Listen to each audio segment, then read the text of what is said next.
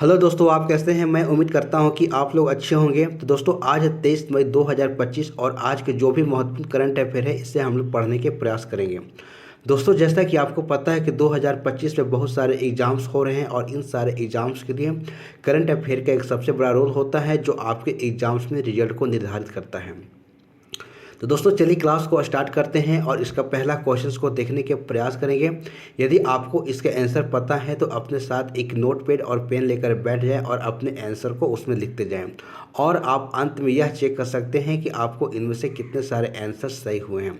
अन्यथा दोस्तों, आप इसके आंसर हमारे साथ देते चलेंगे। तो चलिए क्लास को स्टार्ट करते हैं और पहला क्वेश्चन को देखते हैं।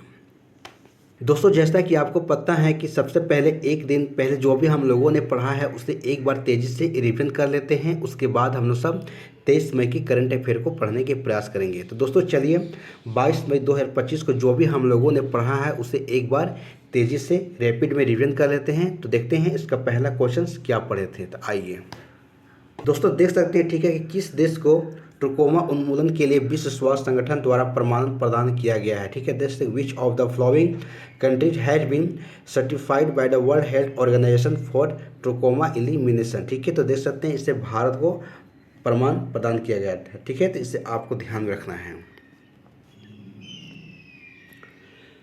दोस्तों, आगे देख सकते हैं कि चीन और किस देश के बीच में गोल्डन ड्रैगन 2025 नामक सैन्य अभ्यास शुरू किया गया। ठीक है, देख सकते हैं कि military exercise cold golden dragon 2025 was conducted between China and which country. ठीक है, तो कौन सा और देश है? तो कंबोडिया है।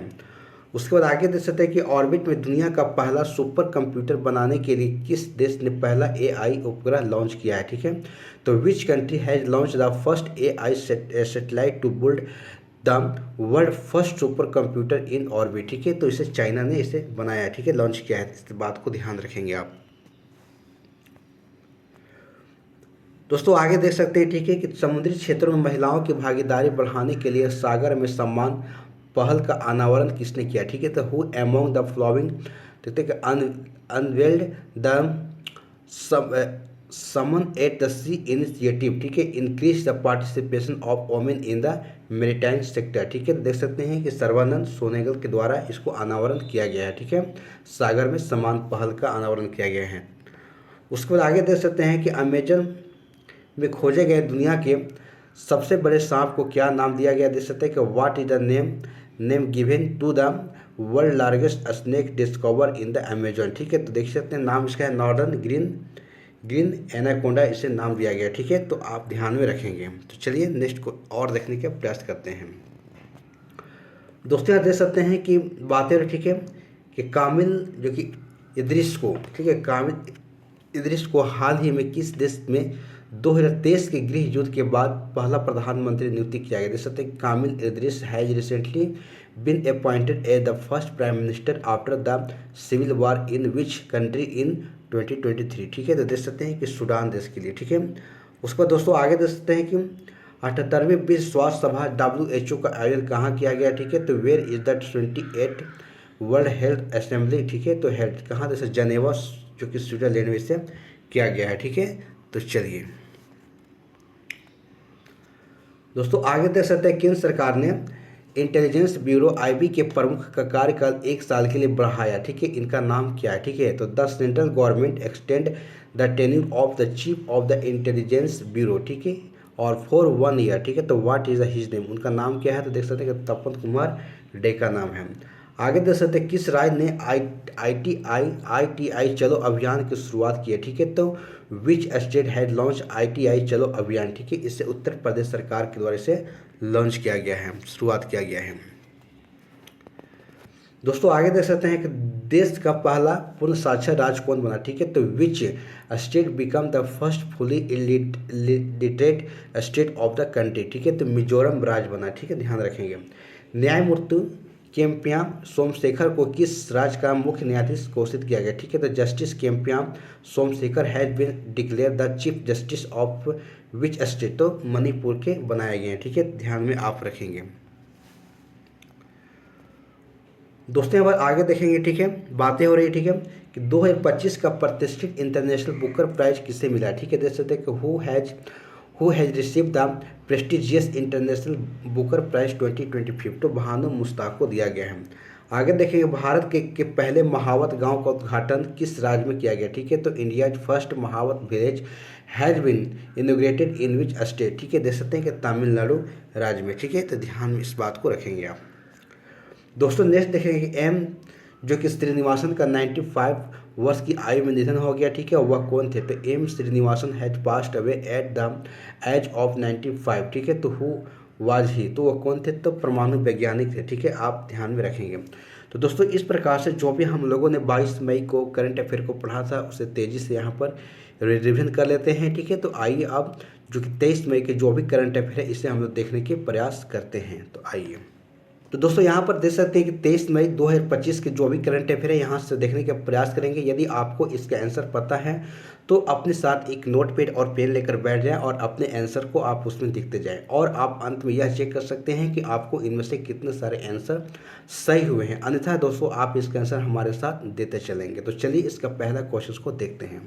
दोस्तों देख सकते हैं कि माउंट एवरेस्ट पर भारतीय तिरंगा फहराने वाली पहली महिला CISF अधिकारी कौन बनी है, ठीक है। तो who become the first female CISF officer to host the Indian flag on Mount Everest, ठीक है। तो ऑप्शन है गीता सामोता है, या फिर गीतिका कौल है, या प्रीति रजक है, या सुमन कुमारी है। तो आप इसे आंसर देने की कोशिश करेंगे।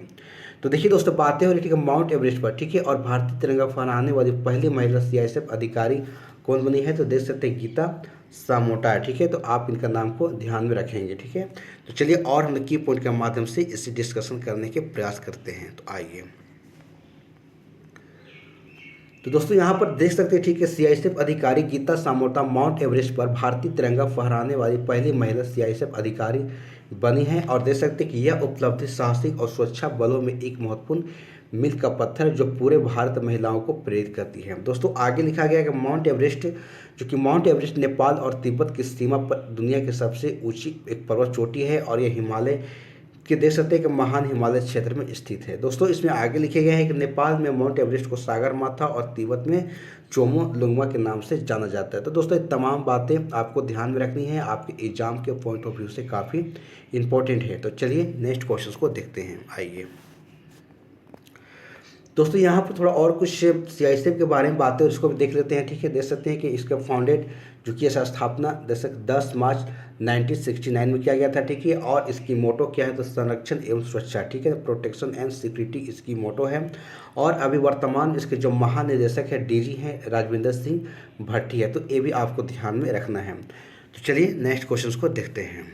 दोस्तों देख सकते हैं 2 नंबर क्वेश्चन, अंतर्राष्ट्रीय जैव विविधता दिवस कब मनाया गया, ठीक है। तो when was the international Bioversity, ठीक है, डे सेलिब्रेटेड, ठीक है। तो देख सकते हैं कि ऑप्शन है कि 21 मई को, 22 मई को, और 24 मई को और 23 मई को। तो आप इसका आंसर देने की कोशिश करेंगे।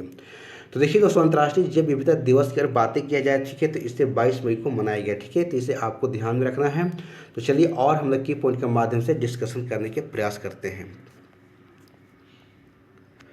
तो दोस्तों यहाँ पर देख सकते हैं कि देख सकते हैं कि 22 मई को दुनिया भर में अंतर्राष्ट्रीय जैव विविधता दिवस जो कि international day of the biological diversity 2025 मनाया गया, ठीक है। देख सकते हैं कि इस दिन का उद्देश्य है कि पृथ्वी पर जीवन को बनाए रखने के लिए जैव विविधता के महत्व के बारे में जागरूकता को बढ़ाना, ठीक है। तो इसे ध्यान में रखेंगे आप। तो चलिए और हम लोग सब इम्पोर्टेंट कुछ डे को देख लेते हैं, ठीक है, जो आपके एग्जाम के लिए काफ़ी इंपॉर्टेंट है। 1 मई को अंतर्राष्ट्रीय मजदूर दिवस या मई दिवस मनाया जाता है, और 1 मई को एक और है जो कि देख सकते हैं कि महाराष्ट्र और गुजरात दिवस से मनाया जाता है। दोस्तों अगर 2 मई की बात करें तो विश्व टूना दिवस मनाया जाता है, और 3 मई की बात करें तो विश्व प्रेस स्वतंत्रता दिवस मनाया जाता है। दोस्तों आगे देख सकते हैं कि 6 मई को विश्व आस्थमा दिवस मनाया जाता है, और 7 मई को विश्व एथलेटिक्स दिवस मनाया जाता है।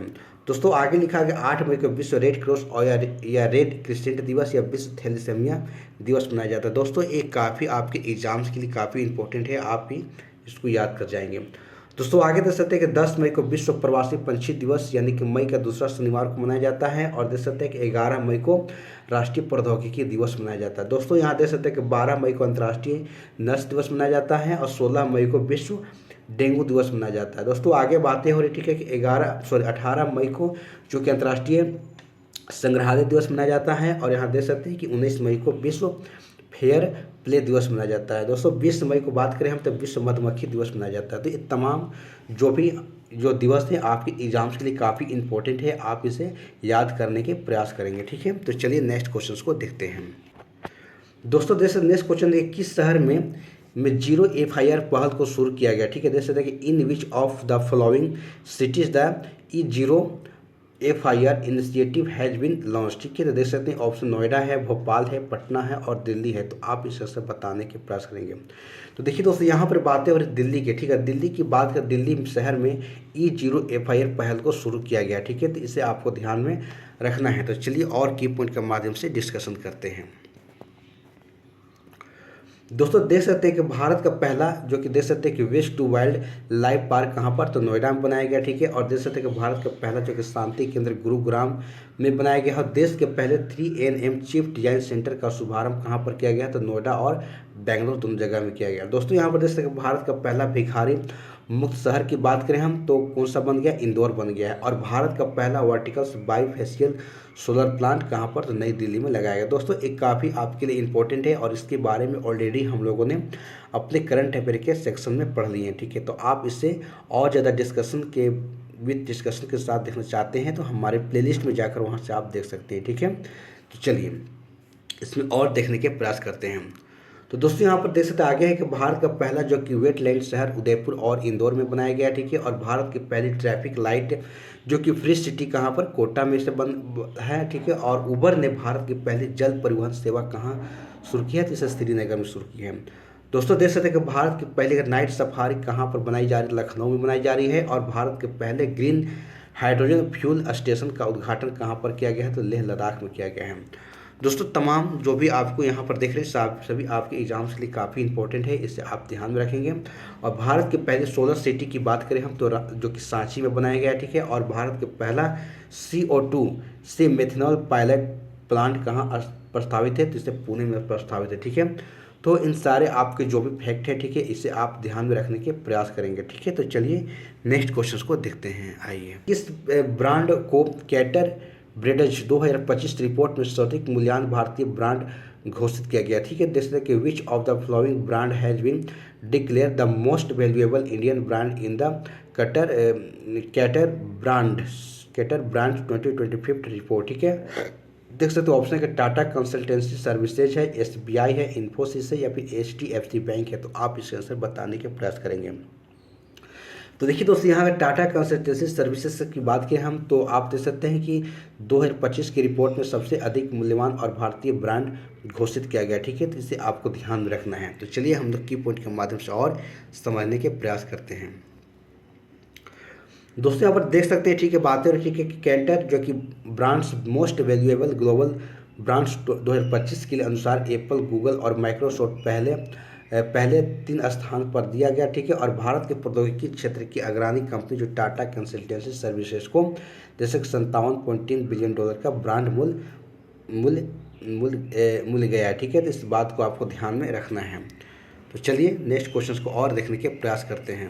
दोस्तों देख सकते हैं क्वेश्चन है 5 नंबर का, तीसरे संयुक्त राष्ट्र जो कि राष्ट्र महासागर सम्मेलन 2025 से पहले दूसरे ब्लू टॉक्स किस देश में आयोजित किया जा रहा है। ठीक है, देख सकते हैं कि which country host the second blue talk ahead of the third UN ocean conference 2025। ठीक है, तो ऑप्शन है नेपाल है, फ्रांस है, स्विट्जरलैंड है और भारत है। तो आप इसका आंसर बताने के प्रयास करेंगे। तो देखिए दोस्तों तीसरे और संयुक्त राष्ट्र महासागर सम्मेलन 2025 से पहले दूसरे जो कि ब्लू टॉक्स देख सकते हैं इसे भारत में क्या आयोजित किया जा रहा है। ठीक है, तो इस बात को ध्यान में आप रखेंगे। तो चलिए और की पॉइंट के माध्यम से इसे डिस्कशन करने के प्रयास करते हैं। तो आइए दोस्तों यहाँ पर देख सकते हैं कि भारत के पृथ्वी विज्ञान मंत्रालय ने 20 मई 2025 को नई दिल्ली में दूसरी ब्लू टॉक्स की मेजबानी की है। ठीक है, देख सकते हैं कि 9 से 13 जून 2025 तक फ्रांस के निस में आयोजित होने वाले आगामी तीसरे संयुक्त राष्ट्र महासागर सम्मेलन 2025 के एजेंडे पर चर्चा करने के लिए ब्लू टॉक्स जो कि आयोजित किया गया है। ठीक है, इसे आपको ध्यान रखना है। तो दोस्तों कुछ इवेंट देखेंगे समिट जो कि आपके एग्जाम के लिए काफ़ी इंपॉर्टेंट है। आप देख सकते हैं कि 150वें अंतर संसदीय संघ यानी कि IPO शिखर सम्मेलन कहाँ पर किया गया था, इसे उज्बेकिस्तान से किया गया। ठीक है, देख सकते हैं कि COP देख सकते हैं कि 30 कहाँ पर हुआ था समिट, तो देख सकते हैं कि ब्राज़ील में। और बिम्स्टेक 2025 के समिट की बात करें हम तो इसे थाईलैंड में किया गया था। और ब्रिक्स सम्मेलन 2025 ब्राज़ील में, और G7 2024 में कब कहाँ पर किया गया था, इटली में किया गया था। और G20 2024 कहाँ पर, तो ब्राज़ील में किया गया था। और COP29 2024 कहाँ पर किया था, बाकू जो कि अजरबैजान में किया गया था। दोस्तों आपके एग्जाम्स के लिए काफ़ी सारे फैक्ट इंपॉर्टेंट है, आप ध्यान रखेंगे। दोस्तों देश तक विश्व आर्थिक मंच की जो कि 55वीं वार्षिक बैठक कहाँ पर, दावोस स्विट्जरलैंड में हुआ था, ठीक। और सागर माथा संवाद कहाँ पर, तो काठमांडू में हुआ। और 8वां हिंद महासागर सम्मेलन जो कहाँ पर, तो मस्कट ओमान में हुआ था, ठीक है। रायसीना डायलॉग 2025 की बात करें हम तो नई दिल्ली में हुआ था, ठीक है। और गेमिंग शिखर सम्मेलन देख सकते हैं कहाँ पर, फिलीपींस में हुआ था। और मिस वर्ल्ड 2025 की बात करें हम तो इंडिया में इसका आयोजन किया गया था। उसके बाद देख सकते हैं कि एशियाई कुश्ती चैंपियनशिप 2025 कहाँ पर, तो जॉर्डन में किया गया था। दोस्तों ये सारे फैक्ट आपके लिए काफ़ी इंपॉर्टेंट है एग्जाम्स के पॉइंट ऑफ व्यू से, इससे आप ध्यान में रखने के प्रयास करेंगे। तो चलिए नेक्स्ट क्वेश्चन को देखते हैं। दोस्तों देख सकते हैं नेक्स्ट क्वेश्चन है, शिवपाल सिंह ने किस खेल से संबंधित है और जिन पर 8 साल का प्रतिबंध लगाया गया। जैसे Shivpal Singh is related to which sport who has bin ban for 8 years, ठीक है। देख सकते हैं कि डिस्कस थ्रो से है, जेवलिन थ्रो से है, हॉकी से है या फिर कबड्डी से। तो आप इनका नाम बताने के प्रयास करेंगे। तो देखिए दोस्तों शिवपाल सिंह का संबंध की बात करें हम तो यहाँ पर जेवलिन थ्रो से है, जिन्हें 8 वर्षों के लिए इस पर प्रतिबंध लगाया गया, ठीक है। तो ध्यान रखने के प्रयास करेंगे। तो चलिए और हम की पॉइंट के माध्यम से देखने के प्रयास करते हैं। दोस्तों यहाँ पर देख सकते हैं, ठीक है, टोक्यो ओलंपिक में देश के प्रतिनिधित्व करने वाले भारत के स्टार भाला फेंक खिलाड़ी शिवपाल सिंह पर 8 साल का प्रतिबंध लगाया गया, ठीक है। देख सकते हैं कि अपने एथलेटिक्स कैरियर में दूसरी बार जो कि डोप टेस्ट में विफल रहे, ठीक है। और उन्हें डोपिंग जो कि राष्ट्रीय डोपिंग रोधी एजेंसी जो कि नाडा हमारा है के द्वारा अंतिम रूप से क्या किया, निलंबित कर दिया गया, ठीक है। इससे आपको ध्यान में रखना है। तो दोस्तों यहाँ पर राष्ट्रीय डोपिंग रोधी एजेंसी जो कि नाडा के बारे में कुछ समझने के प्रयास करते हैं, ठीक है, क्या है। तो दोस्तों यहाँ पर देख सकते हैं, ठीक है, कि इसकी स्थापना की बात करें हम तो 24 नवंबर 2005 को किया गया था। और यह केंद्रीय युवा मामले और खेल मंत्रालय के अंतर्गत आता है। दोस्तों देख सकते हैं कि नाडा जो देश के वाडा के एंटी डोपिंग निर्देशों को लागू करने के जिम्मेदार हैं और भारत के खेल मंत्री इसके अध्यक्ष होते हैं, ठीक है। तो इस चीज़ को तमाम चीज़ों को आपको ध्यान में रखना है। तो चलिए नेक्स्ट क्वेश्चन को देखते हैं। दोस्तों देश नेक्स्ट क्वेश्चन देखिए, हाल ही में कहाँ कोरोना के नए वेरिएंट, ठीक है, JN1 के 14,000 केस दर्ज किए गए, ठीक है। देख सकते हैं कि where has the 14,000 cases of the new variant JNI of corona has registered recently, ठीक है। तो ऑप्शन है चीन है, थाईलैंड है, सिंगापुर है और अमेरिका है। तो आप इसका आंसर देने की कोशिश करेंगे।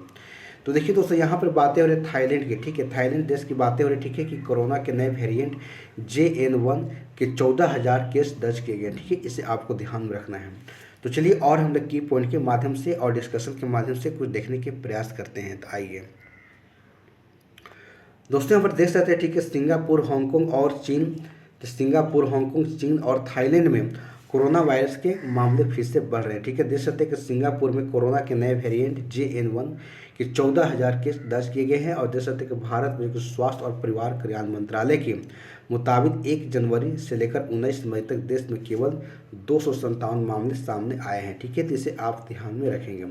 दोस्तों यहाँ पर 9 नंबर क्वेश्चन दे सकते हैं कि कौन सा देश डिफेंस सिस्टम यानी गोल्डन डोम बनाएगा, ठीक है। तो which country will build a defence system golden dome, ठीक है। तो ऑप्शन है इजराइल है, रूस है, जापान है और अमेरिका है। तो आप इसका आंसर देने की कोशिश करेंगे।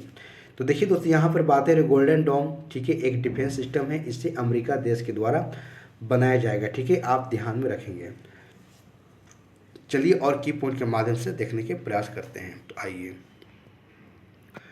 दोस्तों यहाँ देख सकते हैं, ठीक है, बात है कि इजराइल के जो कि आयरन डोम की तरह अमेरिका भी खुद का डिफेंस सिस्टम गोल्डन डोम बनाने जा रहा है, ठीक है। यह मिसाइल को रोकने में सक्षम होगा और ट्रंप ने दावा किया गोल्डन डोम अंतरिक्ष में हुए हमले को भी रोकने के काबिल होगा। देख सकते हैं हम दोस्तों आगे बात है गोल्डन डोम के प्रोजेक्ट पर करीब जो कि $175 बिलियन यानी कि 14.52 लाख करोड़ रुपए का खर्च आएगा, ठीक है। इसे आप ध्यान में रखेंगे, ठीक है।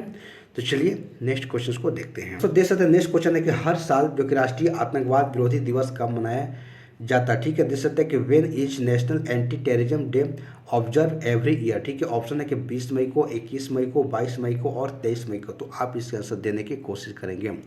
तो देखिए दोस्तों, यहाँ पर बातें हो रही है कि 21 मई को जो कि हर साल राष्ट्रीय आतंकवाद विरोधी दिवस मनाया जाता है, ठीक है। इसे आपको ध्यान में रखना है, ठीक है। तो चलिए और हम लोग की पॉइंट के माध्यम से देखने के प्रयास करते हैं। दोस्तों यहाँ पर देख सकते हैं कि हर साल जो बातें हो रही है कि हर साल देख सकते हैं कि 21 मई को जो कि आतंकवाद विरोधी दिवस मनाया जाता है, और आतंकवाद विरोधी दिवस जो कि पूर्व प्रधानमंत्री राजीव गांधी की पुण्यतिथि पर मनाया जाता है। दोस्तों आगे देख सकते हैं कि 21 मई 1991 को तमिलनाडु को श्रीपेरुम्बटूर में कांग्रेस पार्टी के लिए प्रचार करते हुए LTTE के आतंकवादियों के द्वारा उनकी हत्या कर दी गई थी। किसकी? तो राजीव गांधी की यहाँ पर बातें हो रही है, ठीक है। तो इसे आप ध्यान में रखेंगे। दोस्तों यहाँ पर देखने के प्रयास करेंगे। 11 नंबर क्वेश्चन है, ठीक है, कि 2025 जो कि विश्व हाइड्रोजन शिखर सम्मेलन और प्रदर्शनी कहाँ पर आयोजित की गई है। ठीक है, देख सकते हैं कि where was the 2025 World Hydrogen Summit and Expo held. ठीक है, देख सकते हैं ऑप्शन है कि न्यूयॉर्क अमेरिका में, या फिर पेरिस फ्रांस में, मॉस्को रूस में, या फिर देख सकते हैं कि रोस्टम जो कि नीदरलैंड में। तो आप इसका आंसर बताने के प्रयास करेंगे। तो देखिए दोस्तों यहाँ पर बात हो रही है कि 2025 में विश्व हाइड्रोजन शिखर सम्मेलन और प्रदर्शनी, इससे देख सकते हैं कि रोस्टरम जो कि नीदरलैंड में इसे आयोजित की गई। ठीक है, इसे आपको ध्यान में रखना है। तो चलिए और हम की पॉइंट के माध्यम से देखते हैं। तो दोस्तों यहाँ पर देख सकते हैं बात हो रही है कि नीदरलैंड के रोटरडैम में 2025 विश्व हाइड्रोजन शिखर सम्मेलन और प्रदर्शनी का आयोजन किया गया। ठीक है, देख सकते हैं कि इस सम्मेलन में केंद्रीय नवीन एवं नवीकरणीय ऊर्जा मंत्रालय के सचिव संतोष कुमार सारंगी ने इसे संबोधित किया। ठीक है, आगे देख सकते हैं कि भारत 2047 तक ऊर्जा स्वतंत्रता प्राप्त करने में और देख सकते हैं कि 2070 तक बातें हो रही है कि शुद्ध कार्बन तक पहुँचने का लक्ष्य रखा है। ठीक है, तो इस बात को आपको ध्यान में रखना है। दोस्तों इसमें और कुछ बातें बताई जा रही है कि भारत ने 223 गीगावाट से अधिक अच्छे ऊर्जा स्थापित किया। ठीक है, तो ये तमाम जो कि बातें लिखी गई आपके एग्जाम्स के पॉइंट ऑफ व्यू से काफ़ी इंपॉर्टेंट है, इसे आप ध्यान में रखेंगे। तो चलिए नेक्स्ट क्वेश्चन को देखते हैं। दोस्तों नेक्स्ट क्वेश्चन का स्वेज नहर प्राधिकरण के ने मालवाहक जहाज़ों को कितने प्रतिशत की छूट प्रदान की। ठीक है, Suez Canal Authority had provide what percentage discount to cargo ship. ठीक है, ऑप्शन है कि 24%, 15% और 28% और 30%। तो आप इसका आंसर देने के प्रयास करेंगे। तो देखिए दोस्तों, स्वेज नहर प्राधिकरण ने मालवाहक जहाज़ों को देख सकते हैं कि 15% की यहाँ पर छूट प्रदान की है। तो इस आप ध्यान में रखेंगे। तो चलिए और हम की पॉइंट के माध्यम से थोड़ा देखने के प्रयास करते हैं। दोस्तों यहाँ देख सकते हैं कि मिस्र के स्वेज नहर प्राधिकरण ने 15 मई से न्यूनतम जो कि देख सकते हैं कि 1,30,000 जो कि मीट्रिक टन क्षमता वाले मालवाहक जहाज़ों को जो कि परगमन शुल्क पर, ठीक है, 15% छूट देने की पेशकश की है। ठीक है, इस बात को आपको ध्यान में रखना है। दोस्तों इसमें और बातें बताई गई। देख सकते हैं कि स्वेज नहर में छूट प्रदान करने का उद्देश्य लाल सागर में बढ़ते तनाव के कारण व्यापार मार्ग के उपयोग में गिरावट को रोकना और जहाज़ों को इस मार्ग पर वापस लाने के लिए प्रोत्साहित करना है। दोस्तों आगे देख सकते हैं कि लाल सागर में खतरे के कारण से कई जहाज़ों ने स्वेज नहर के बजाय अन्य मार्गों पर उपयोग करना शुरू कर दिया। ठीक है, इस बात को ध्यान रखेंगे। दोस्तों यहाँ पर स्वेज नहर की बातें हो रही, ठीक है, तो थोड़ा स्वेज नहर के बारे में जानने के प्रयास करते हैं। ठीक है, कि इस नहर का निर्माण देख सकते हैं कि 17 नवंबर 1869 में मिस्र में हुआ था। ठीक है, दुनिया का सबसे जो कि व्यस्तम अगर कृत्रिम अगर जल मार्ग की बात करें हम तो स्वेज नहर ही है, और 1956 में मिस्र के द्वारा इस नहर का राष्ट्रीयकरण किया गया। ठीक है, तो ये तमाम बातें स्वेज नहर संबंधित है, आप ध्यान में रखने के प्रयास करेंगे। दोस्तों आगे लिखा गया कि इस नहर के उत्तरी प्रदेश से जो कि उत्तरी प्रवेश द्वार पर जो कि अर्थात भूमध्य सागर की और पोर्ट सईद और दक्षिण प्रवेश द्वार पर देख सकते हैं कि लाल सागर की और पोर्ट जो कि स्वेज स्थित है। ठीक है, देख सकते हैं कि इस नहर के उत्तरी प्रवेश द्वार पर जो कि अर्थात भूमध्य सागर की और पोर्ट सईद और दक्षिणी प्रवेश द्वार पर जो है लाल सागर की पोर्ट जो कि स्थित है, यहाँ बातें बताई जा रही हैं। और स्वेज नहर भूमध्य सागर को लाल सागर से जोड़ती है। ठीक है, तो तमाम जो कि बातें को आपको ध्यान में रखना है। ठीक है, तो दोस्तों इस प्रकार से हमारा जो भी 23 मई के महत्वपूर्ण करंट अफेयर्स हैं यहाँ पर समाप्त हो जाते हैं। ठीक है, और तो चलिए क्लास को यहीं पर समाप्त करते हैं। और यदि हमारा वीडियो अगर आपको अच्छी लगी हो तो इसे लाइक से जरूर कर दीजिएगा, और हमारे चैनल पर यदि पहली बार आप आए हैं तो हमारे चैनल को सब्सक्राइब करके बेल आइकन घंटी को ऑन कर लीजिएगा। जब भी मैं वीडियो अपलोड करूँ तो इसकी नोटिफिकेशन आपको तक मिल सके। ठीक है, तो चलिए धन्यवाद। जय हिंद, जय भारत।